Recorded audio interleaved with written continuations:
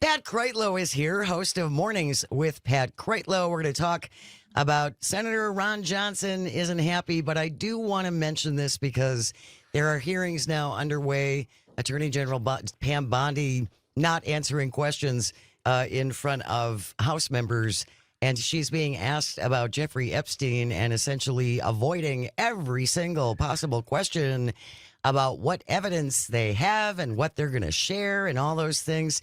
Yesterday, the President of the United States was asked whether or not he would consider granting a pardon for Ghislaine Maxwell, of course, Jeffrey Epstein's procurer.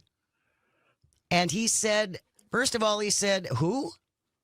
That's a name I haven't heard in so long. Yeah. Who? Yeah. You mean the woman you wished well when she was first sentenced to prison? That woman that you wished her well. Yeah. Yeah.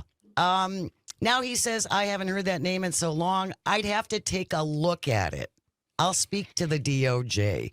The woman is in prison for trafficking children, and he doesn't come back with a no, I would never pardon her.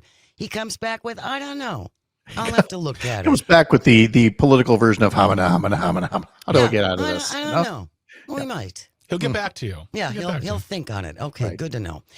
Ron Johnson is very upset. Because, yeah, I know.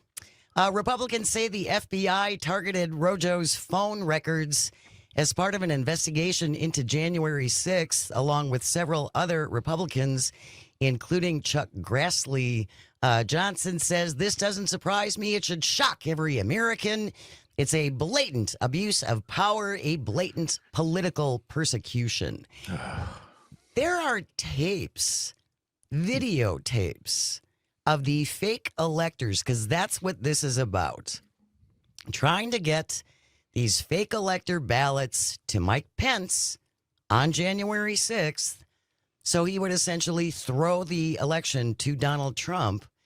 These guys are on videotape, Pat.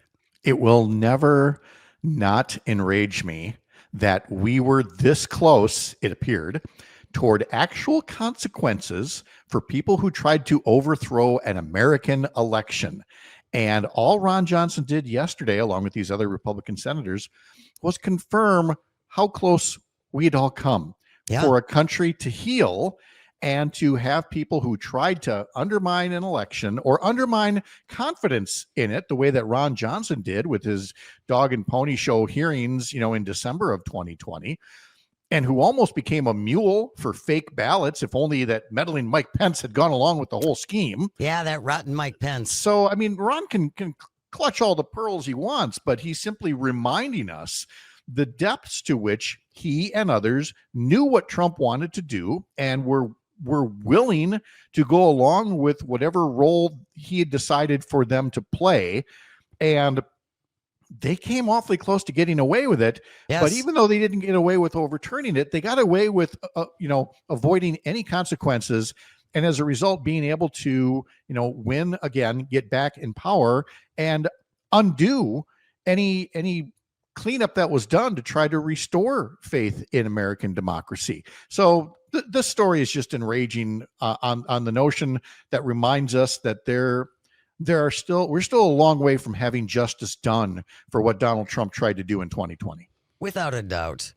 Without a doubt. Well, I'm sorry to say this. It'll never happen. We prosecuted one guy for the 2008 meltdown of Wall Street. And he was a lackey. He was a lackey. He was a lackey. You think that sitting senators and congressmen are going to be thrown in prison or even just given a fine for trying to upend our elections? You're probably right. And by the way, if you think that this was an abuse of power from the FBI, you are standing up and defending the attempt of overthrowing our democracy. I'm sorry to sound dramatic, but as you said, Pat, I am tired of these guys. When it happened, they were fearing for their lives. Right. So justifiably so. Yes. And we all felt for them. And now they're like, they were tourists. They were walking around. They were having a good time. It was a love fest. Oh, they were January 6th was a love fest. You're probably right, Greg, but I, for one, am one of the people going forward looking for that accountability in the next election and the election after that. I want to hear candidates say, this will not be a Gerald Ford pardoning Nixon situation. I will pursue this until justice is done. Join Pat Kreitlow for Mornings with Pat Kreitlow, 6 to 9 on the Civic Media Radio Network. Thank you so very much, Pat. We will see you in a couple.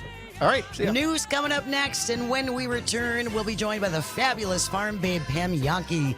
Stay close. You are listening to Matenaer On Air on the Civic Media Radio Network.